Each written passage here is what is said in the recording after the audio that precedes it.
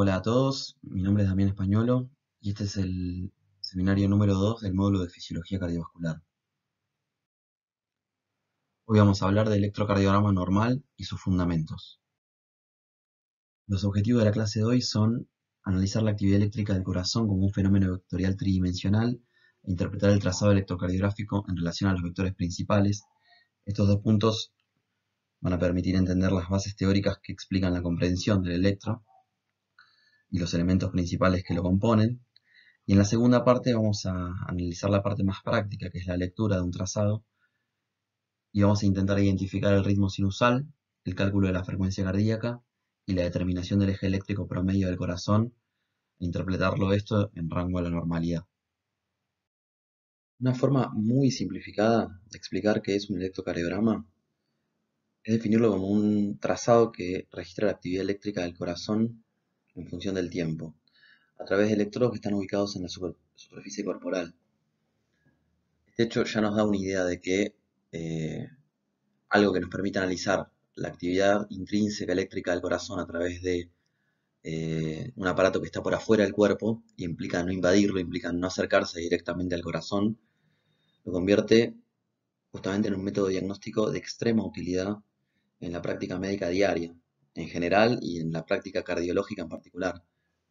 Desde su desarrollo y su invención hace más de 100 años, el electrocardiograma se transformó en una de las herramientas más importantes que tenemos para definir un sinnúmero de patologías cardíacas y trastornos específicos de la conducción eléctrica del corazón. Y al realizar un electrocardiograma obtenemos algo como esto. Sobre la base de un papel milimetrado que va avanzando a través de un rodillo del electrocardiógrafo, hay una aguja que se mueve a medida que registra la actividad eléctrica del corazón, y obtenemos este dibujo, ¿sí?, que nos representa en el eje de las ordenadas la actividad eléctrica medida en voltios, en milivoltios de hecho. En el eje de las abscisas lo que tenemos es el tiempo, el papel milimetrado. Ahora vamos a ver en unas diapositivas más, al moverse a una velocidad estandarizada me determina un tiempo que es medible. Pero para obtener un electrocardiograma necesitamos de un aparato llamado electrocardiógrafo, que es básicamente la máquina que, conectada al paciente a través de electrodos en la superficie de la piel, va a registrar la actividad eléctrica, y a través de un rodillo vamos a mover el papel milimetrado que va a permitir que ese trazado se transforme en un dibujo legible. Esta primera foto nos muestra el primer electrocardiógrafo inventado por Beethoven hace más de 100 años. Y acá tenemos los electrocardiógrafos más modernos, que son los que se usan habitualmente en la guardia de los hospitales, como el que van a entrar ustedes en un par de años cuando empiecen la UDH. Lo interesante del electrocardiógrafo es que, si bien el electrocardiógrafo de Beethoven era un armatoste que ocupaba media habitación, el que tenemos ahora, la única diferencia que hay es el tamaño, porque lo que nos permite registrar es lo mismo y la información que podemos obtener del corazón del paciente es prácticamente igual. Por eso, antes de ponernos a analizar un electrocardiograma propiamente, es fundamental detenernos a analizar cuáles son los fundamentos que explican su entendimiento, dado que son los mismos que se utilizaban en un electrocardiógrafo como el de Beethoven, tanto como un electrocardiógrafo moderno y digital como el que usamos hoy por hoy en un hospital.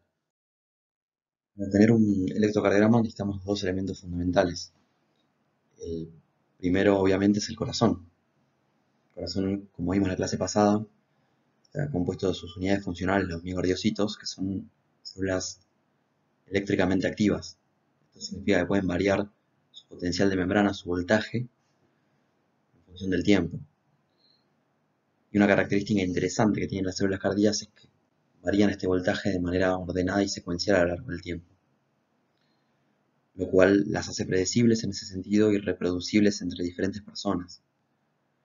Pero lo que analiza el electrocardiógrafo, a través de los electrodos ubicados en la piel, no es la actividad eléctrica de una sola célula, sino del conjunto de la masa cardíaca, que se comporta como un sinsisio y también tiene la particularidad de que lo hace de manera secuencial y ordenada.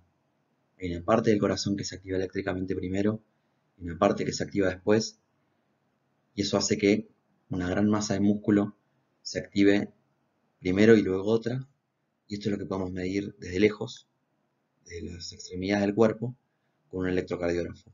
Y el segundo elemento, ya lo anticipé, es justamente el electrocardiógrafo. Es un aparato estandarizado, es un voltímetro, es un aparato que mide voltaje, me transcribe la información de voltaje en un papel milimetrado,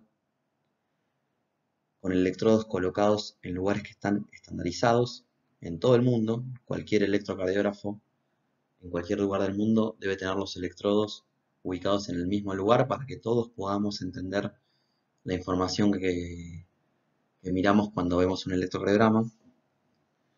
Y lo que me permite justamente esta colocación estandarizada de los electrodos es definir las derivaciones, los observadores de la actividad eléctrica del corazón. Vimos también la clase pasada que a grandes rasgos en el corazón tenemos dos grandes tipos de células.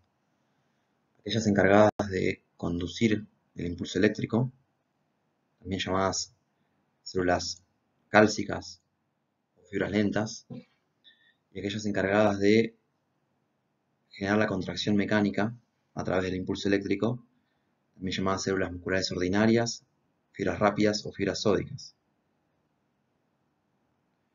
Y justamente esta organización que tiene la histoarquitectura cardíaca, la que permite que la actividad eléctrica sea extremadamente ordenada y secuencial.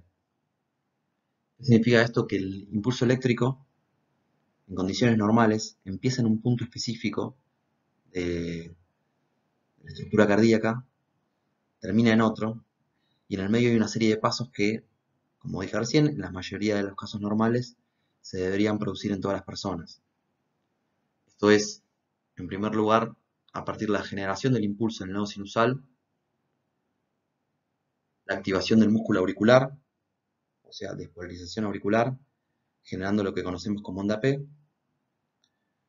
el pasaje del impulso eléctrico a través del nodo AB, para luego llegar a la masa ventricular, generando la despolarización ventricular, lo que se traduce en el electrocardiograma como complejo QRS, y por último, la repolarización de la masa ventricular, lo cual se observa en el trazado como la onda T. Existen varios modelos teóricos que intentan explicar el funcionamiento del electrocardiograma. Uno de ellos es el modelo vectorial, es el que voy a utilizar hoy para explicarles esto. Es el más difundido, en mi opinión también es el más fácil de entender. A modo de comentario, existen otros modelos teóricos que intentan explicar el funcionamiento del electrocardiograma. Son un poco más precisos, son mucho más complejos y no tienen tanta utilidad para un primer acercamiento al electrocardiograma. El modelo vectorial establece a grandes rasgos que un electrodo explorador, en este caso representado con la letra A acá, es el que va a obtener la información de la variación eléctrica que ocurre en el corazón. En un caso hipotético en el que el corazón está totalmente polarizado, supongamos que todas las células miocárdicas en un momento dado se encontraran en la fase 4 del potencial de acción, o sea que están con el potencial de membrana intracelular negativo y por ende el exterior negativo. En ese caso, con todas las células polarizadas, el electroexplorador no vería la presencia de ningún dipolo, no vería ninguna variación del potencial eléctrico en diferentes partes del miocardio. Pero si en un determinado momento una parte de la masa cardíaca comienza a despolarizarse, aparece algo en esta masa que antes no estaba, que es el dipolo eléctrico, ¿sí? Que es un sector de la masa cardíaca que tiene una parte positiva y una parte negativa. Eso es lo que nosotros en teoría denominamos dipolo eléctrico, y le damos una representación vectorial porque ese dipolo tiene una posición específica en lo que es la masa cardíaca, en la estructura tridimensional cardíaca, tiene una dirección, tiene un sentido y tiene un módulo, o sea, hay una cantidad de masa que tiene una parte positiva y una parte negativa. A modo de convención también, esto no se los había dicho, pero decimos que el electrodo explorador, por convención, va a dibujar una deflexión positiva cada vez que observe un dipolo o un vector desde su cabeza positiva. ¿Bien? Esto en el gráfico que va a la derecha lo vemos de una manera más simplificada como si fuera una célula aislada. Aclaro y les recuerdo nuevamente que el electrocardiógrafo, los electrodos, no analizan la actividad eléctrica aislada de una célula, sino que observan las variaciones del potencial eléctrico en grandes masas cardíacas. Afortunadamente, como les dije antes, al tener un comportamiento tan ordenado y secuencial, puede ser explicado con algo tan sencillo y tan simple como es un dipolo, un vector. Entonces, nos encontramos acá en la mitad del fenómeno, en el cual una parte del corazón se está despolarizando y otra parte todavía no lo hizo. Y tenemos al electrodo explorador que está observando un dipolo en una posición tal que genera una deflexión positiva. Esta deflexión positiva termina y vuelve a cero, como ven acá, cuando toda la masa miocárdica pasa a estar despolarizada, o sea, cuando nuevamente deja de haber un dipolo eléctrico y pasa a haber una homogeneidad en el potencial eléctrico de toda la masa cardíaca.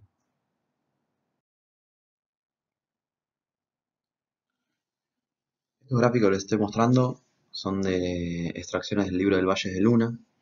Es un muy buen libro como para tener un primer acercamiento al electrocardiograma. Es un libro escrito originalmente en español por un cardiólogo español.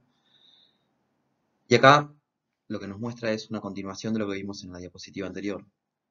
Pero en este caso, a partir de un fenómeno en el cual todo el corazón está despolarizado, empieza a ocurrir un fenómeno de repolarización. Pero la repolarización, particularmente, y estar bien representado en el Valle de Luna, no ocurre de subendocardio a subepicardio como ocurrió la despolarización, sino que ocurre de manera inversa, de epicardio a endocardio. Esto determina, en el momento que empieza la repolarización, el dipolo, en este caso, que vuelve a aparecer, que determina una nueva onda positiva, ¿sí? Representa un dipolo que tiene con la cabeza positiva mirando nuevamente al electroexplorador, y la razón por la cual, vamos a ver más adelante, en la mayoría de las derivaciones, cuando observamos la repolarización, tiene la misma polaridad que la despolarización. Y a grandes rasgos en la masa ventricular eso ocurre de manera opuesta, pero desde el epicardio hacia el endocardio. Si continuamos con este fenómeno, va a haber un momento en el cual nuevamente todo el ventrículo va a estar repolarizado, ¿sí? Acá de alguna manera estaría representado el extracelular, y nuevamente esta onda positiva volvió a cero, dado que ahora no hay ningún dipolo y por ende el electrodo no tiene ninguna información para brindar.